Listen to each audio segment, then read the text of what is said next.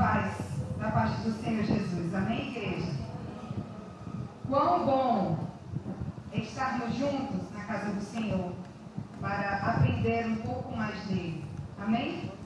Eu gostaria de compartilhar com os irmãos essa noite uma palavra que tem por título Tekel.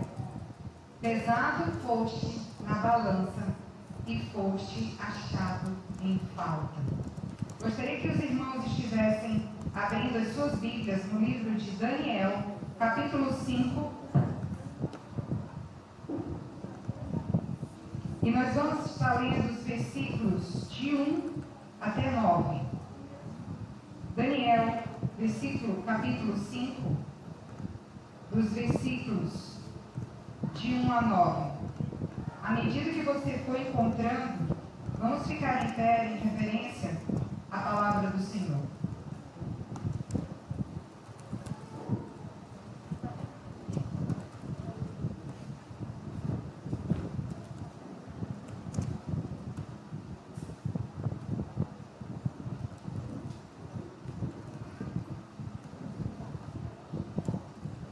Diz assim a palavra de Deus: O rei Belsazar deu um grande banquete a 1000 dos seus senhores e bebeu vinho na presença dos 1000. Havendo Belsazar provado o vinho, mandou trazer os vasos de ouro e de prata que Nabucodonosor, seu pai, tinha tirado do templo que estava em Jerusalém, para que bebessem neles o rei, os seus príncipes, as suas mulheres e concubinas. Então trouxeram os vasos de ouro que foram tirados do templo da casa de Deus, que estava em Jerusalém, e beberam neles o rei, os seus príncipes, as suas mulheres e concubinas. Beberam vinho e deram louvores aos deuses de ouro, de prata, de bronze, de ferro, de madeira e de pedra. Na mesma hora apareceram os dedos de mão de homem e escreviam defronte do castiçal, na caiadura da parede do palácio real. E o rei via a parte da mão que estava escrevendo. Mudou-se então o semblante do rei, e os seus pensamentos o turbaram. As juntas dos seus lombos se relaxaram, e os seus joelhos batiam um no outro. E gritou o rei com força, que se introduzissem os astrólogos, os caldeus e os adivinhadores.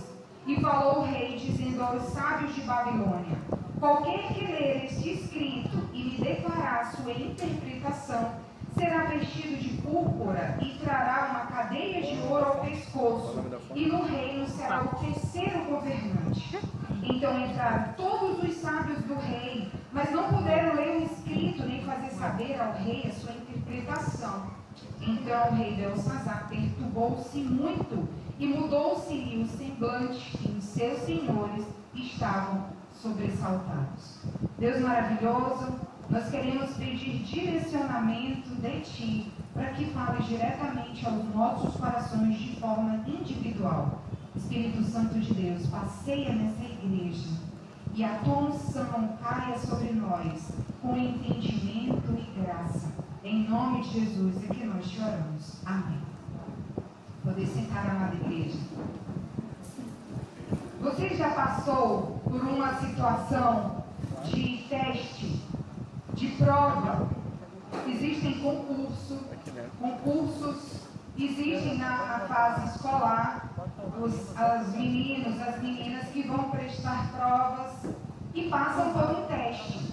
Tem aqueles que não estudaram muito na véspera, não se prepararam corretamente, e na hora da prova dá um desespero, e a primeira coisa que passa na cabeça, esticar um pouco o pescoço para dar uma olhadinha, ver se consegue pegar alguma questão do colégio. Nós, todos os dias, estamos passando por testes. Todos os dias, as pessoas têm nos olhado. Os nossos vizinhos têm nos filmado.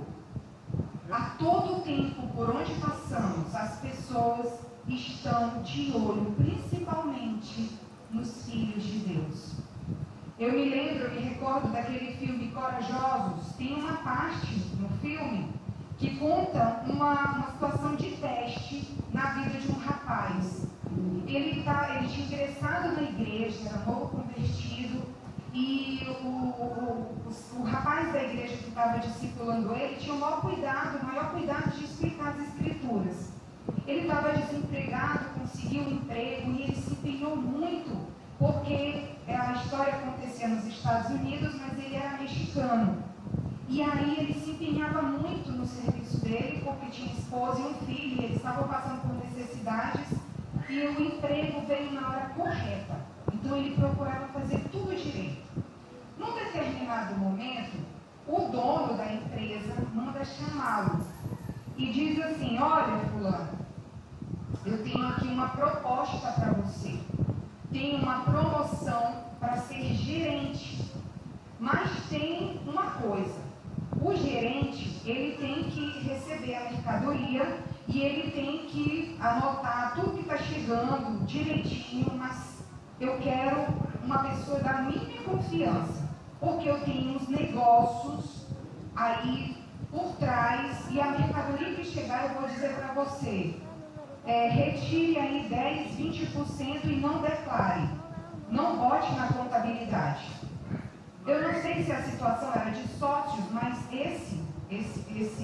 um dos chefes lá disse que queria dar o cargo para ele, mas se no momento que ele pedisse, ele iria ser desonesto. Ele iria fazer uma coisa errada, iria declarar uma coisa sem ser. Se chegou 100 peças e aí o chefe dissesse só declara 80, ele ia declarar 100 peças, mas na verdade só iriam ter 80. E aquele rapaz olhou para o chefe e ficou atônito. Ele não conseguia falar. E aí o chefe falou: olha, você me dá a resposta amanhã. Ele foi para casa. Chegou lá, falou para a esposa entrou em desespero. Eita, tu vai ser demitido. Porque ele falou: minha esposa, eu não vou aceitar. Eu não vou aceitar essa proposta de ser fiel. Eu tenho aprendido na palavra de Deus que isso é errado. E eu não vou contra o que eu tenho aprendido. Ela falou: pronto, agora nós vamos voltar para uma situação difícil e tal. E eles começaram a orar e passou uma noite angustiante. Quando chegou no outro dia, o patrão mandou chamá-lo. E disse assim: sim, você já tem uma resposta? Ele disse: eu tenho. Olha, eu agradeço muito o seu convite, mas vai de encontro ao meu Deus a sua proposta de ser desonesto quando fosse necessário. Eu não posso aceitar. E baixou a cabeça esperando que o patrão dissesse: tchau, meu querido, então eu vou procurar outra pessoa. O patrão ficou em pé e estendeu a mão para ele. Ele tomou um susto, olhou para o chefe disse: é uma pessoa igual a você que eu estava procurando. Eu já entrevistei 6 e os 6 aceitaram a minha proposta de ser desonesto. Você é o último da minha lista. E agora eu tenho visto que eu preciso de uma pessoa, e ele usou o nome, com integridade, com caráter. Então, aquele jovem, ele ganhou a promoção porque ele teve integridade. Ele sabia ao Deus que ele servia, e Deus foi fiel. Saindo da ficção para a vida real, como eu já falei, nós somos postos à prova todo dia. Nossas escolhas, elas vão formando o nosso caminho. E as consequências dessas escolhas, elas vão nos fortalecendo ou nos destruindo. Vou repetir. Nossas escolhas, elas vão formando o nosso caminho. E as consequências dessas escolhas, elas vão nos fortalecer ou vão nos destruir. Quando eu escolho ler a palavra de Deus, ler a Bíblia, eu consigo colocar as minhas escolhas egoístas bem na presença do Senhor, dizendo: Senhor, eu não sei nada, eu não sou nada, e eu não mereço nada, mas eu quero o teu direcionamento, eu quero conhecer mais de ti. E quando eu coloco, porque de natureza nós fomos gerados em pecado desde Adão. Então o que vem mais forte no meu coração é sempre puxar, como minha mãe chama, a sardinha, a brasa da sardinha para si, né? Você sempre quer tirar vantagem. O nosso normal, a gente tem que estar se policiando, porque quando menos a gente se dá conta, eu estou colocando o meu ego em evidência. Olha, eu fiz. Olha, sabia que eu ajudei tal pessoa. Olha, sabia que eu fui lá e prestei um serviço de graça para fulano. Olha, eu estou fazendo isso, olha, eu estou fazendo aquilo outro. O ser humano, ele é tendencioso a chamar holofotes para si. E quando isso acontece, meu ego está lá em cima e Deus está aqui embaixo. Mas quando eu busco na palavra de Deus conhecer quem é Deus e os seus ensinamentos, eu juntamente escolho orar, pedindo a orientação de Deus para o meu caminhar, para as minhas escolhas. E na medida que eu busco através da Bíblia, e eu paro no meu lugar secreto para ouvir de Deus, eu tenho mais chance de não errar quando eu me concentro em saber qual é a vontade de Deus. Quando escolho orar, pedindo direcionamento ao Espírito Santo, nós temos mais chances de não errar no nosso caminhar. Aí, eu li aqui a história de Belsazar. Um príncipe orgulhoso, um príncipe que gostava de ostentar. Ele era, para a gente conhecer um pouco de Belsazar, a palavra diz que o seu pai Nabucodonosor, mas naquela época, eles chamavam pai os seus avós. Nabucodonosor era avô de Belsazar. Igual como nós encontramos em outras partes da Bíblia, quando meu pai Abraão, meu pai Israel, meu pai Isaac. Belsazar não era filho de Nabucodonosor, ele era neto. E ele governava a Babilônia juntamente com seu pai Nabonido. Ele era o segundo no reinado da Babilônia, junto com seu pai Nabonido. Em algumas questões, nas minhas pesquisas históricas, Nabonido ele não estava na Babilônia nessa época. Ele passou mais ou menos 10 anos longe da Babilônia e por isso Belsazar estava governando aqui. No capítulo anterior, capítulo 4, nós encontramos a narrativa da história do avô de Belsazar, que foi Nabucodonosor. Nabucodonosor teve um sonho, ele era muito altivo, era uma época que Nabucodonosor governava o mundo. Ele era um imperador que dominava e era malvado, e ele pegava os povos, acabava com os povos, levava lá para a Babilônia, e Israel, nesse momento, foi feito cativo. E Daniel foi colocado, quando a gente lê o livro de Daniel, a gente entende, quando eles foram cativos, o rei mandou selecionar alguns jovens da realeza, da elite, para que estudassem 3 anos toda a cultura da Babilônia, para que estivessem a serviço do rei. E Daniel e seus 3 amigos se destacaram no reinado de Nabucodonosor. E teve um momento que Nabucodonosor sonhou e Daniel deu a tradução do sonho para ele. Disse: olha, rei, eu quero te dizer que o Deus dos céus está falando que você está muito altivo, resumindo. Está muito altivo, você precisa, baixar a bola. Você precisa reconhecer que existe um Deus soberano e não é você que é o Deus, o Todo-Poderoso. Nabucodonosor nem ligou. 12 meses depois, se cumpriu o que Daniel tinha falado. Daniel tinha dito para o rei que se ele não se submetesse a Deus, Deus iria tirar a racionalidade dele e ele iria passar 7 tempos vivendo como um animal, comendo ervas como boi.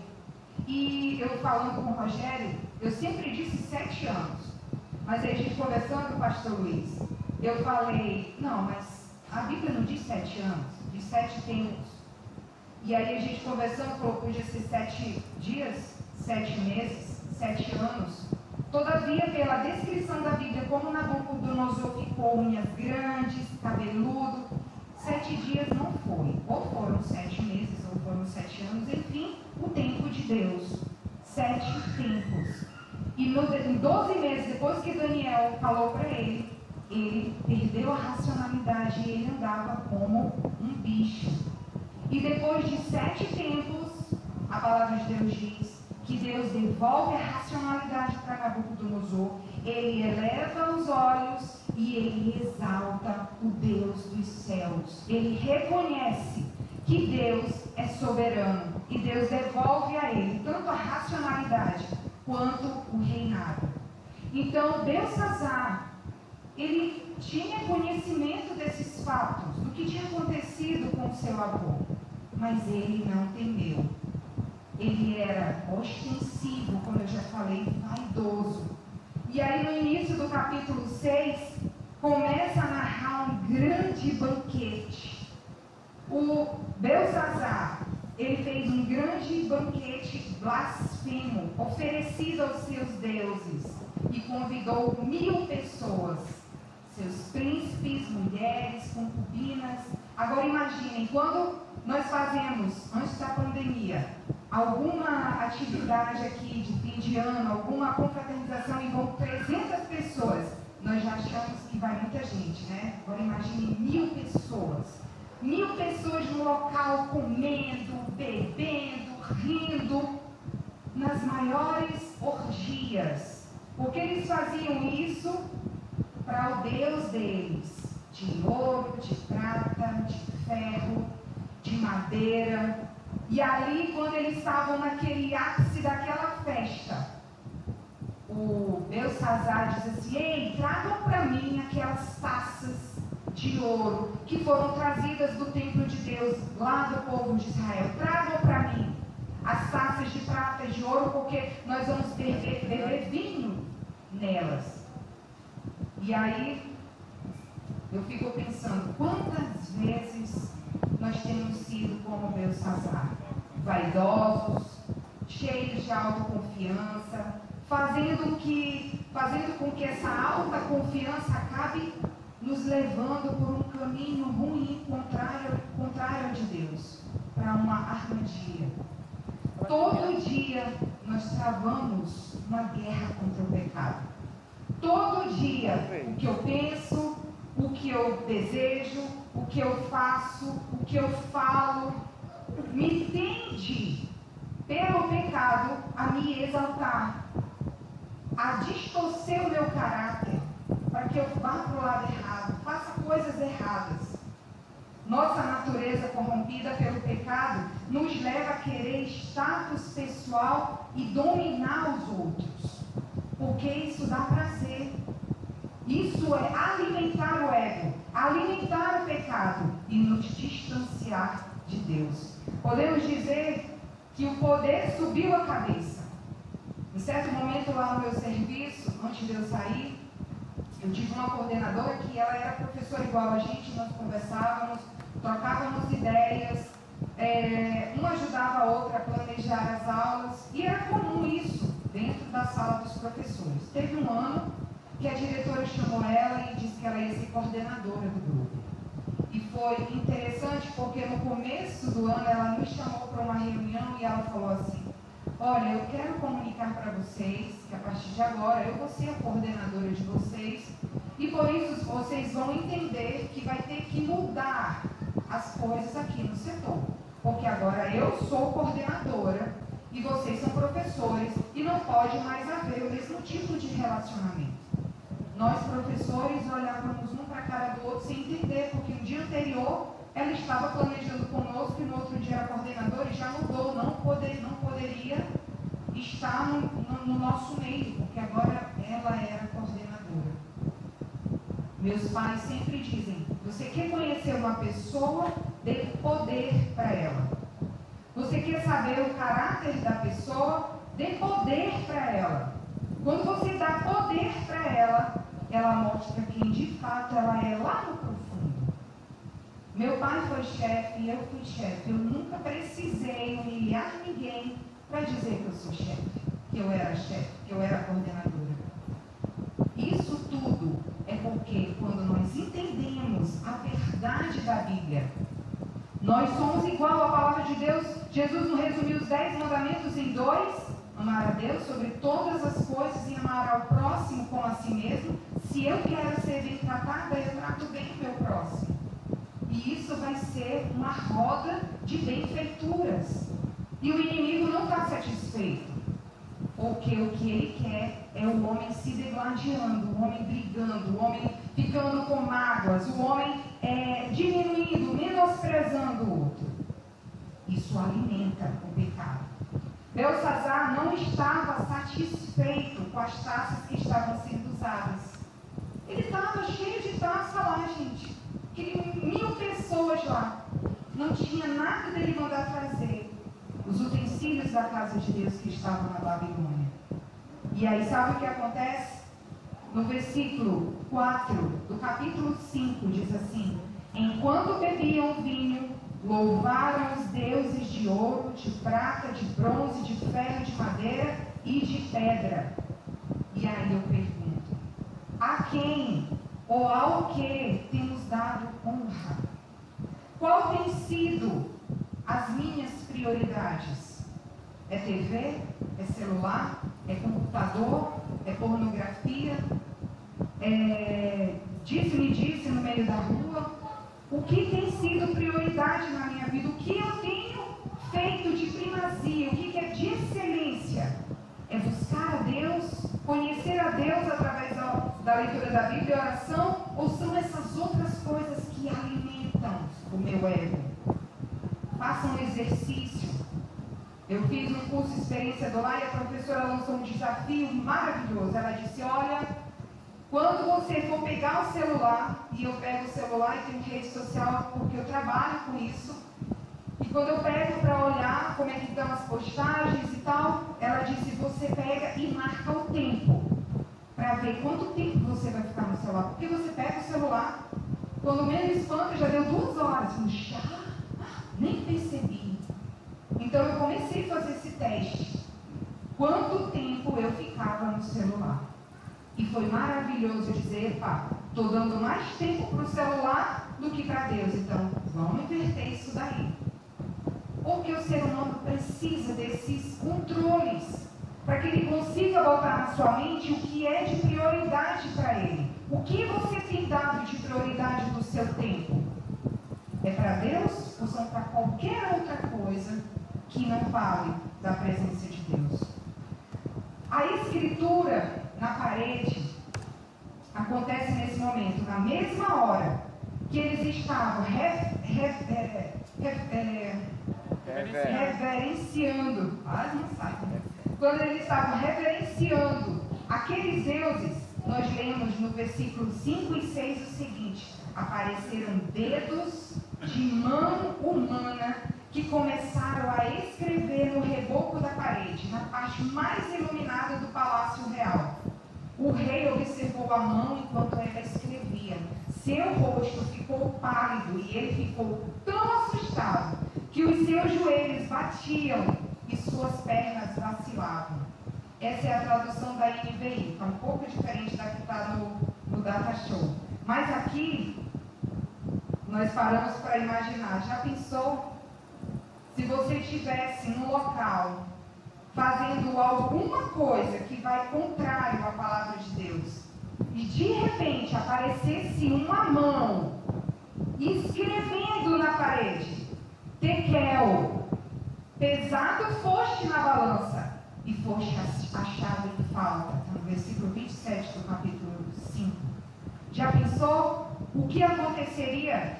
O Belsazar, ele não teve tempo para arrependimento.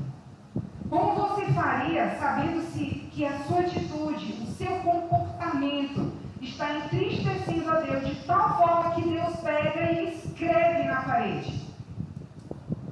O que você faria? Como você reagiria?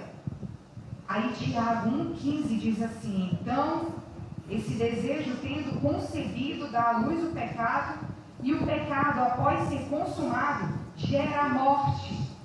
Sendo assim, estes irão para o sofrimento eterno, porém os justos para a vida eterna. Mateus 25, 46. Quando eu coloco em evidência o meu querer, as minhas vontades, quando eu mostro que é o ego que tem que estar acima e não Deus, a palavra de Deus vem e diz, olha, esse desejo, o pecado, ele vai te levar a uma morte eterna. Morte eterna é no inferno. De lá não sai eternamente.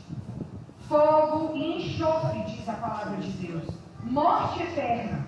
Mateus 25 vem e diz, mas se você se arrepender, entender os seus pecados, você vai ter vida eterna. O que você faria se em momento de fazendo algo contrário à palavra de Deus, viesse uma mão e escrevesse tekel, pesado foste na balança e foste achado em falta? Mateus 25, 34 diz assim, é essa sentença que nós devemos esperar ouvir do Senhor. Venha, bendito de meu Pai, recebam como herança o reino que lhes foi preparado desde a criação do mundo. É essa palavra que eu tenho que esperar ouvir de Deus, e não que eu estou condenado. E isso acontece quando nós buscamos saber mais de Deus. Belsazar mudou seu semblante. Ele turbou os pensamentos naquela hora que apareceu a mão escrevendo. E os seus joelhos começaram a se bater de tanto terror, de tanta agonia. Mene, mene, tekel, e o farsim, ou o farsim, dependendo da tradução da tua Bíblia. Em seguida, Belsazar começa a gritar, desesperado. Tragam alguém, tragam os intérpretes, tragam qualquer pessoa que consiga decifrar o que essa mão escreveu e sumiu. Ele entra em desespero, ele empalidece e ele entra em desespero porque ele não sabia o que significava. Poderíamos ficar desesperados ao acabar o dia e não ter dispensado um tempo sequer para a leitura da Bíblia.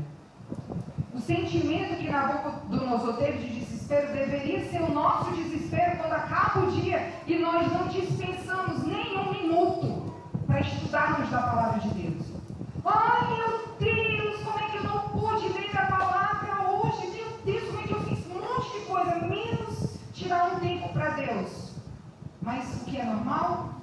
Amanhã eu leio. Agora eu estou com sono, estou cansada, minha vista está doendo, estou com fome, estou com a perna doendo, estou com não sei o quê. Não vou ler a Bíblia hoje. Amanhã eu leio por hoje e leio por amanhã. E chego amanhã, falar, mas hoje não deu de novo. Eu leio depois, e no depois acabou e você não lê a Bíblia. Nós não nos desesperamos por não termos buscado a Deus diariamente. Deveríamos ficar abalados com tudo isso, mas não é o que acontece. Estamos absorvidos por desejos e vontades próprias e esquecemos que existe um Deus que tudo vê e tudo pode.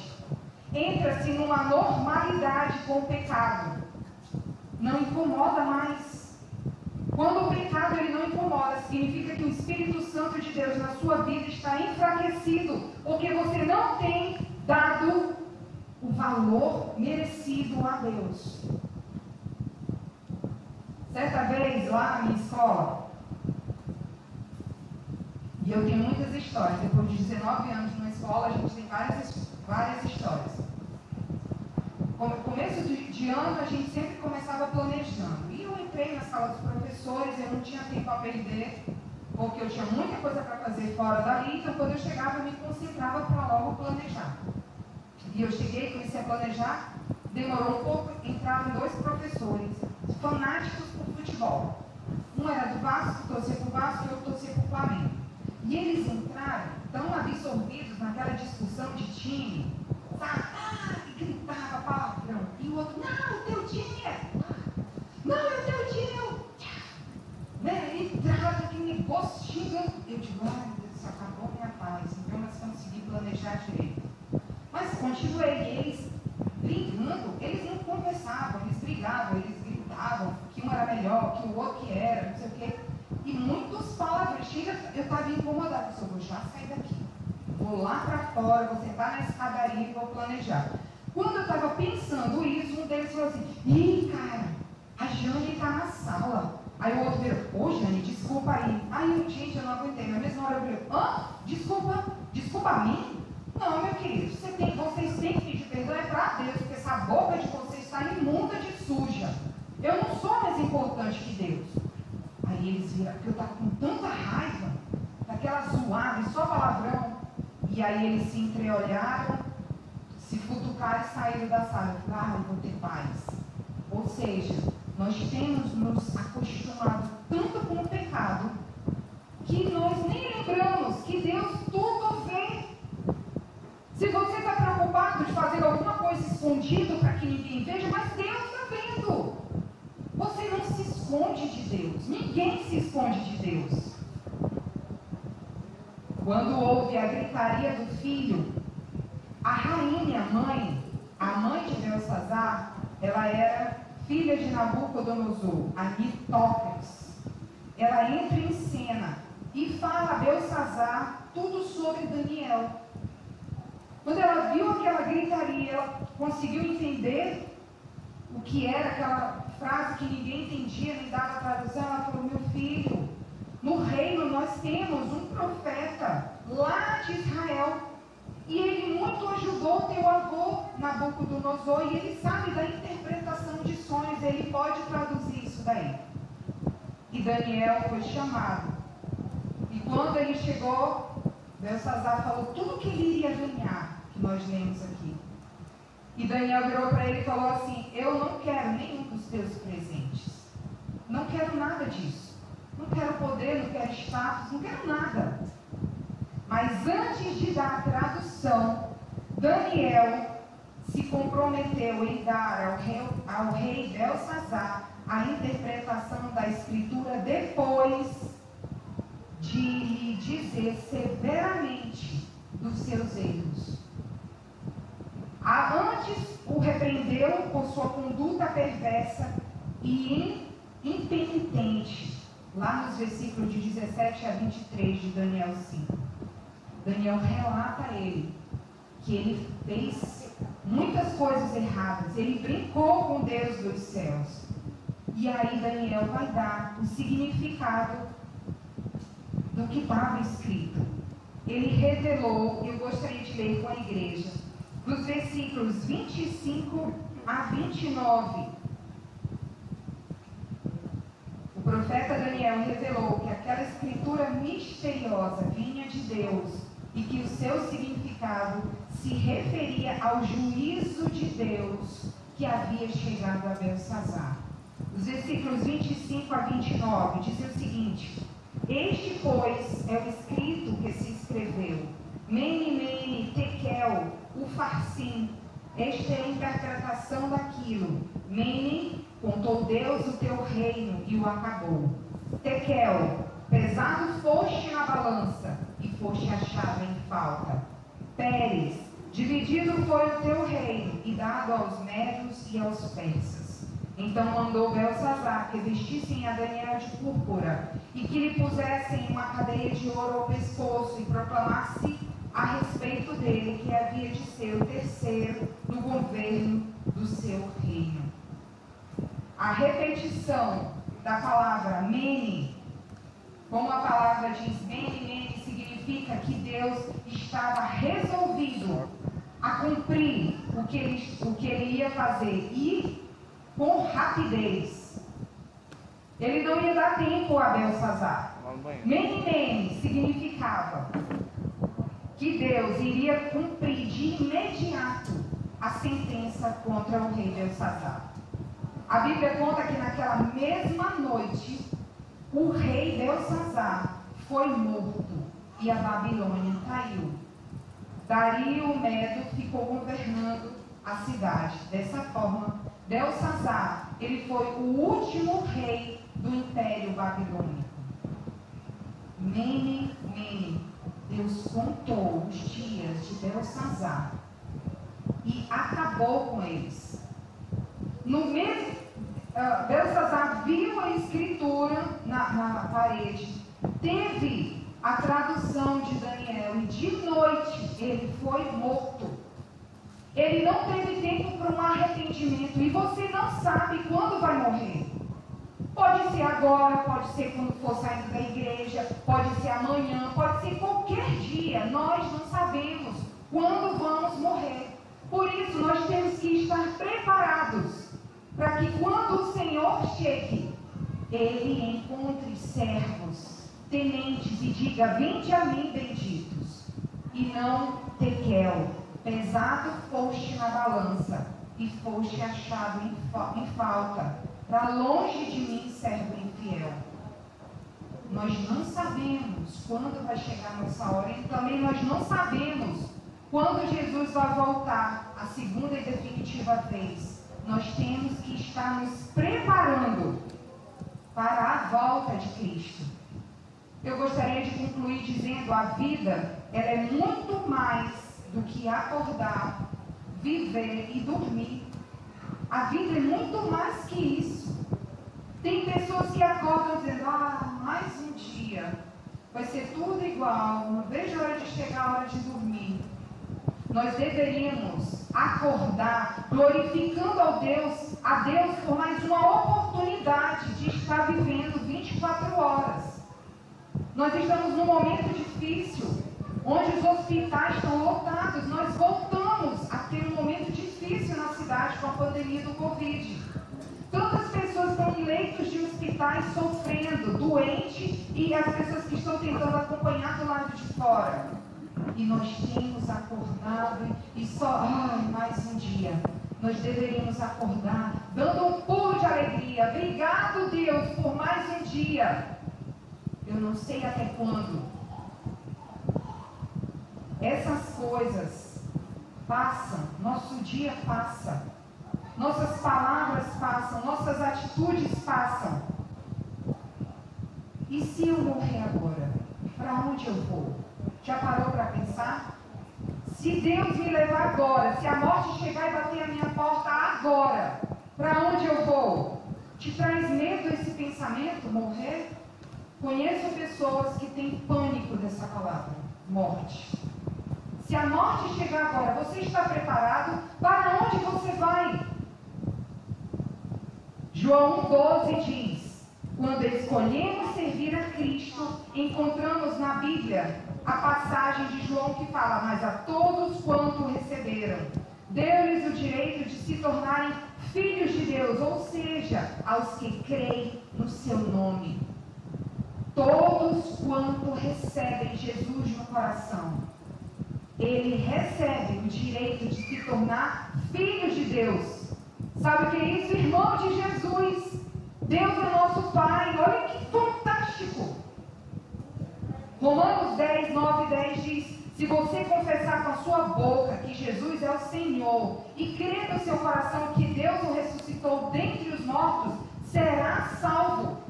Pois com o coração se crê para a justiça e com a boca se confessa para a salvação. Uma vez que Jesus está à porta do seu coração, Ele está falando: eu estou aqui, estou batendo. Se você abrir a porta, eu vou entrar e vou cear com você. Romanos, ele é tremendo, porque ele diz que você tem que confessar com a sua boca que crê em Cristo, que crê no seu coração que Ele ressuscitou dentre os mortos, e você vai ser salvo imediatamente. Jesus, quando estava no Calvário, entre dois ladrões, um ladrão, para um ladrão ele disse: hoje mesmo você estará comigo no paraíso. E naquele mesmo dia, aquele ladrão encontrou com Jesus no paraíso. O outro não creu em Jesus e foi para o inferno. Nós não sabemos o nosso último suspiro. Você está preparado? Você está preparado? Ou vai aparecer uma mão dizendo Tekel para você? Foste colocado em prova e não passaste no teste. Ou Jesus dizendo: vinde a mim, benditos, para o reino que já foi preparado desde a fundação dos séculos. Este é o momento de você tomar uma atitude e mudar de caráter, buscar o caráter de Cristo, aceitar Jesus Cristo como Senhor e Salvador e galgar uma busca diária por conhecer mais de Deus através da sua Bíblia. Não espere que o Senhor diga Tekel, pesado foste na balança e foste achado em falta. Não espere o Senhor dizer isso para você, porque pode não dar tempo para o arrependimento, como não deu para Belsazar. E sim, espere ouvir Mateus 25, 34. Então o rei dirá aos que estiverem à sua direita: venham benditos de meu Pai, recebam como herança o reino que lhes foi preparado desde a criação do mundo. Esse tem que ser o desejo do Filho de Deus, buscar conhecer da palavra, para se encher dessa palavra, para diminuir o seu ego, pisar no seu ego diariamente. Senhor, fortalece a minha fé, dá-me fé, não consigo ter fé, a palavra de Deus pede fé, Senhor, me capacita, Senhor, me ajuda na minha fraqueza. A fraqueza está bem aqui, eu não vou para perto dela, porque eu vou cair. A fraqueza está aqui, eu vou para longe, bem longe, lá para a palavra, me fortalecer na palavra, porque o diabo está ao redor, tentando tragar, é todo dia, ele quer te destruir, é na tua fraqueza, não é na tua fortaleza. E você tem que colocar a tua força, o teu pensamento, é todo dia na palavra de Deus, para que o Senhor diga: bendito de meu Pai, recebam o reino, perseverança do reino que foi preparado desde a criação do mundo. Amém?